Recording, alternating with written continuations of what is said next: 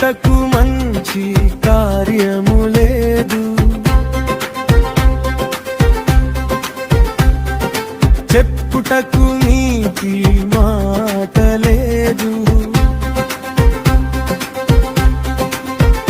చివరి శ్వాసలో పలికిన మొర్ర నీ హృదయాన్ని కదిలించెను.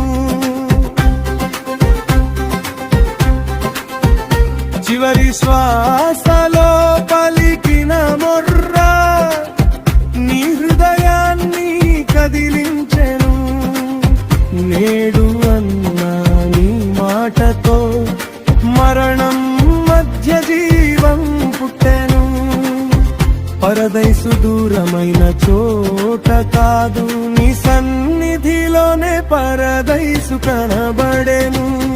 నేడు అన్నా నీ మాటతో మరణం మధ్య జీవం పుట్టెను.